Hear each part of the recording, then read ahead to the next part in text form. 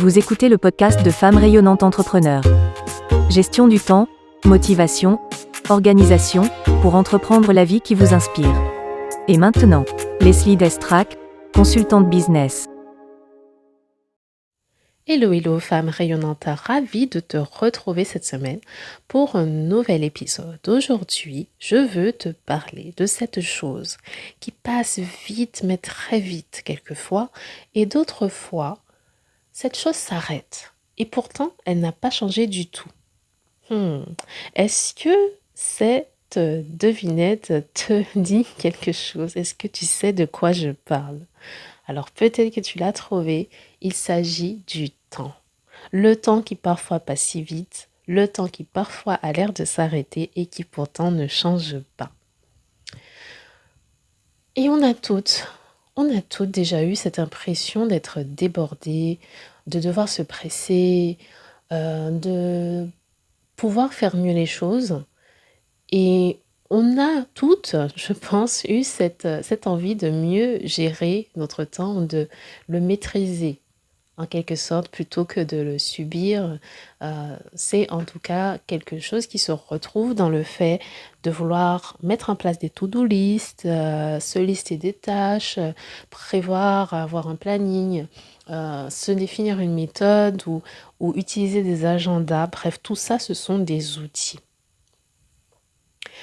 Mais avant de parler des outils utiles à l'organisation, la gestion du temps, et avant de parler des tactiques et des méthodes du style mettre un minuteur et régler certaines minutes ou définir des horloges, etc. Bref, avant de parler d'outils, avant de parler de tactiques, parlons stratégie.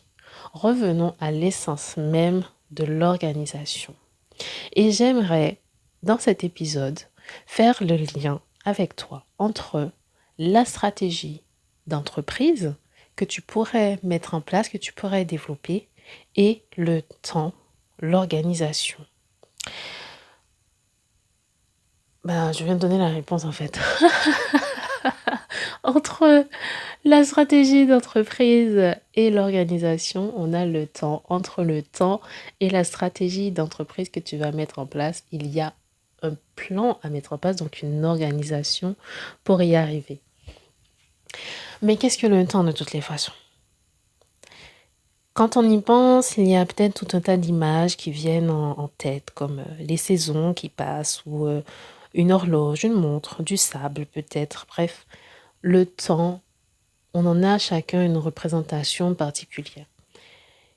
Et en même temps, j'ai envie de dire que le temps qui passe, les heures, les secondes, les minutes, et sa régularité sur nos montres, c'est une invention. C'est une invention pour que l'on puisse vivre à un certain rythme, pour que l'on puisse développer une société au final. Et le fait de vouloir améliorer sa gestion du temps, c'est toujours en lien avec quelque chose. Souvent des activités sociales, des activités personnelles, le fait de vouloir s'intégrer dans la société ou de montrer une activité en lien avec du monde, en lien avec une audience, comme le fait de créer son activité.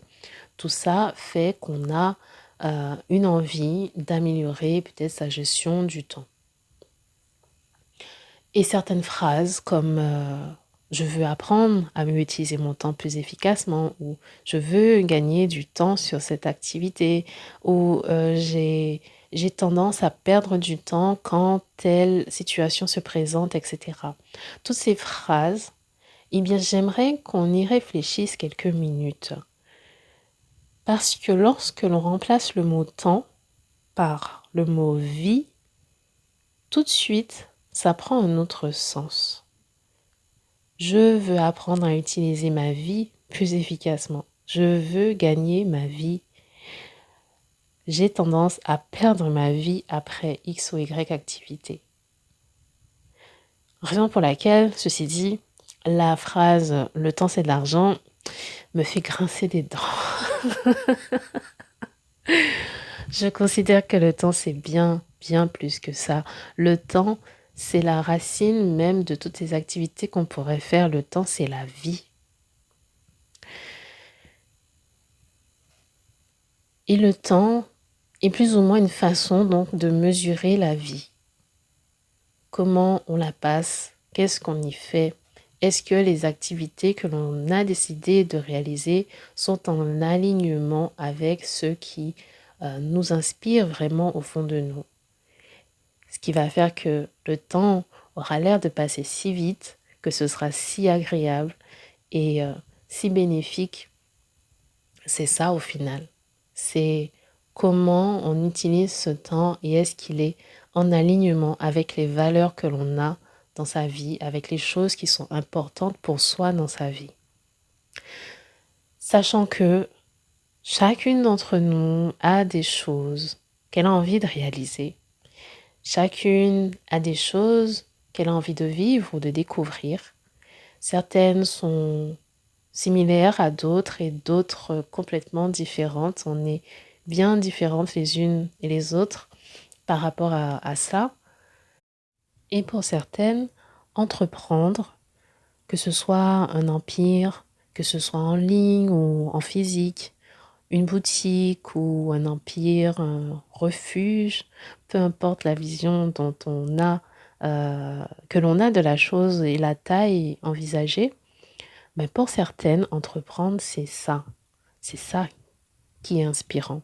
C'est ça qui donne envie. Et dans ce cas-là, j'ai envie de te dire que si toi aujourd'hui, c'est la voie que tu t'es choisie, eh bien, donne-toi les moyens de réussir. Donne-toi les moyens d'y aller. Ne doute pas de tes capacités.